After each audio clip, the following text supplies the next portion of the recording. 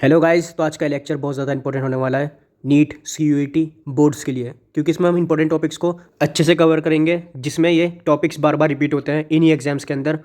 तो आज के इस लेक्चर के अंदर हम पूरी और साथ में क्वेश्चंस को देखेंगे, किस तरीके के क्वेश्चन पूछे जाते हैं। और यही लेक्चर के अंदर आपकी एक ही सीटिंग के अंदर पूरी केमिस्ट्री कंप्लीट होने वाली है, तो लास्ट तक जरूर देखिएगा, आपको इससे फ़ायदा ही मिलेगा। तो कॉन्सेप्ट 1 है हमारा मोल कॉन्सेप्ट एंड स्टोइकोमेट्रिक। तो इसके अंदर बेसिकली हम बात करते हैं लिमिटिंग रिएजेंट की। अगर इसको हम सिंपल वर्ड्स में समझने की कोशिश करें, दो रिएक्शन दिए हुए हैं, तो रिएक्शन तब तक चलती है जब तक एक रिएक्शन पूरा ना ख़त्म हो जाए। जो पहले ख़त्म हो जाता है वही लिमिटिंग रिएजेंट कहलाता है, और सारा प्रोडक्ट LR यानी लिमिटिंग रिएजेंट के हिसाब से बनता है। बस इतना सिंपल सा कॉन्सेप्ट था। इसके अंदर क्वेश्चंस बहुत ज़्यादा पूछे जाते हैं। अब देखिए, इन फॉर्मूलाज को याद कर लीजिए। Moles is equal to given mass upon molar mass. वहीं हमें अगर गिवन है नंबर ऑफ पार्टिकल्स, उसके में निकालना है, जैसे एटम्स, मॉलिक्यूल्स, तो इसमें हमारा फॉर्मूला जाता है moles is equal to given particles upon Avogadro, जिसे हम Na से रिप्रेजेंट करते हैं, और इसकी वैल्यू होती है 6.022 इंटू 10⁻23। तो ये रहा इसका बेसिकली क्वेश्चन। इसको सॉल्व करने की कोशिश करते हैं। 4 moles of given NH3 reacts with 5 mole of O2 according to the reaction. तो रिएक्शन गिवन हमें, तो इसमें हमें पता करना है मैक्सिमम कितना मोल NO बन सकता है। तो NH3 का रेशियो आएगा हमारा, तो इसे कुछ इस तरीके से कैलकुलेट करना है। देखिए यहाँ पर 4 लिखा हुआ है, तो इसे हमें स्टोइकोमेट्रिक कोफिशिएंट को नीचे लाना है, और हमें गिवन कितना था, यहाँ पर हमें गिवन था 4 मोलिक्यूल्स, तो 4 अपॉन स्टोइकोमेट्रिक कोफिशिएंट हमारा ये 4 वाला आ जाएगा 1। और वहीं O2 का भी इस तरीके से हम कर देंगे गिवन अपॉन स्टोइकोमेट्रिक कोफिशिएंट, ये भी हमारा 1 निकल कर आ जाएगा। अब देखिए ये दोनों वैल्यूज़ इक्वल हैं। कोई भी LR यानी लिमिटिंग रिएजेंट हो सकता है, लेकिन प्रोडक्ट यानी NO के हिसाब से 4 मोल NH3 से 4 मोल NO बनता है, तो 4 मोल NO ही बनेगा। अब देखिए दूसरा कॉन्सेप्ट, जो कि हमारा सॉल्यूशन। इसमें बात करते हैं हम colligative properties and want of factor. तो इसका कॉन्सेप्ट भी सिंपल है। कोलिगेटिव प्रॉपर्टीज़ पार्टिकल के नंबर पर डिपेंड करती हैं, ना कि उनके नेचर पर, इसलिए वॉन्ट ऑफ फैक्टर यानी I इंपॉर्टेंट हो जाता है। तो इसको एक स्मार्ट ट्रिक से याद रखना। हाईएस्ट BP यानी बॉइलिंग पॉइंट, या लोवेस्ट FP यानी फ्रीजिंग पॉइंट पूछा हो तो सीधा I इंटू कंसनट्रेशन से कंपेयर कर दो। जिसकी सबसे ज़्यादा वैल्यू आएगी वही जीता जाएगा। जैसे कि हम आयोनाइजेशन का एग्जांपल्स देखते हैं, ग्लूकोज, यूरिया, जो कि नॉन इलेक्ट्रोलाइट्स है, इनके हमारी I की वैल्यू होती है 1। NaCl की होती है Na अलग टूटा और Cl अलग टूटा, तो Na plus plus Cl minus, तो ये हमारा निकल कर आएगा 2। MgSO4 की याद रखना डायरेक्टली 2, क्योंकि अभी हमारा 2 पार्ट्स में टूटा था। और AlCl3, इसकी वैल्यू होती है हमारी 4, क्योंकि इसमें एक एल्यूमिनियम और 3 क्लोरीन प्रेजेंट है, इसलिए I की वैल्यू आ जाएगी 4। फॉर्मूला जिसके ये हैं, delta TB is equal to IKB into M। M यहाँ पर हमारी मोलैलिटी होती है, ठीक है। डेल्टा TF मतलब फ्रीजिंग पॉइंट का दिया हुआ है, I into KF into M। M यहाँ पर हमारा मोलैलिटी है, और K हमारा यहाँ पर इसका कॉन्स्टेंट है।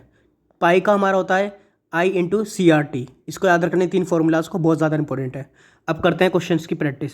तो क्वेश्चन के अंदर हमें गिवन है 0.05 मोल एक्वस सॉल्यूशन में कौन सा सबसे ज़्यादा बॉइलिंग पॉइंट रहेगा।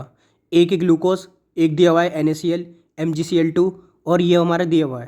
तो इसके अंदर हमें कंपेयर करना है। बेसिकली ग्लूकोज का हमारा I की वैल्यू 1 है, और वहीं NaCl की I की वैल्यू 2 होगी, MgCl2 की 3 होगी, और वहीं हमारा फाइनल प्रोडक्ट की 4 आएगी, क्योंकि ये 4 पार्ट्स में टूटेगा। K3 हमने हटा दिया, ये कोऑर्डिनेशन कंपाउंड में आपको अच्छे से समझ में आ जाएगा। तो ये इस तरीके से टूट के इसकी I की वैल्यू आ जाएगी हमारी 4। तो हम अब C तो हमारे सब में सेम है, तो इसको जब हम मल्टीप्लाई करेंगे तो इसकी वैल्यू हमारी सबसे ज़्यादा निकल कर आएगी। आंसर हमारा हो जाएगा D। अब बात करते हैं इलेक्ट्रोकेमिस्ट्री, जिसमें हम नर्नेस्ट इक्वेशन की बात करते हैं। जब कॉन्सेंट्रेशंस हमारी 1 मोलैरिटी नहीं होती, तब नर्नेस्ट इक्वेशन यूज़ होती है एक्चुअल के सेल पोटेंशियल निकालने के लिए। तो इसकी स्मार्ट ट्रिक याद रखना, loan, left side oxidation, anode negative. तो लॉग की भी आपको कुछ वैल्यूज़ याद रखनी है। log 10 1 होता है, log 100 हमारा 2 होता है, log 10 की पावर x हमारा x होता है। तो इसके कुछ फार्मूलाज हमारे, जो कि 298 केल्विन पर गिवन है। तो इसके फार्मूलाज हमारे E cell is equal to E0 cell minus 0.529 upon n log products upon reactants, और एक फार्मूला है E0 cell is equal to E cathode minus E anode. तो इस पर एक क्वेश्चन करते हैं। ये रहा question for the giving cell, ये वैल्यूज़ हमें गिवन है, और इनकी हमें मोलैरिटी भी गिवन है। तो अब नर्नेस्ट इक्वेशन लगाते हैं। E cell is equal to 2.37 minus 0.529, log mg+2 क्योंकि हमारा प्रोडक्ट था अपॉन ag+ और होल ब्रैकेट में 2 लगेगा। अब आप सोच रहे होंगे कि इसके ब्रैकेट के बाद 2 क्यों आ रहा है। मैं इसको अच्छे से समझा देता हूँ। जब आप इसको ऑक्सीडेशन करते हो एनोड को, जो कि हमारा था mg सॉलिड बाहर लगा हुआ था, इस तरीके से हमने इसको ऑक्सीडेशन करा दिया। ऑक्सीडेशन हमारा क्या होता है, लॉस ऑफ इलेक्ट्रॉन। तो लूज़ करने के बाद ये Mg2+ बन जाएगा, ठीक है। और वहीं कैथोड में देखें तो इसमें रिडक्शन होगा, ये गेन ऑफ इलेक्ट्रॉन करेगा, मतलब Ag को प्लस करोगे इलेक्ट्रॉन के साथ तो ये Ag बन जाएगा।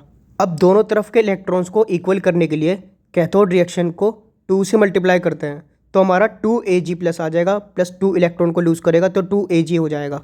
इसी के कोफिशिएंट को हमने बाहर रखा है, तो ये 2 इसलिए आया है। अब आप इसको सॉल्व करोगे, आपका कुछ इस तरीके से आंसर निकल कर आकर। एक एक स्टेप को अच्छे से देख लीजिए। आई होप आपको इतनी बेसिक तो कैलकुलेशन आती ही होगी। जो डाउट था मैंने आपका क्लियर कर दिया कुछ इस तरीके से।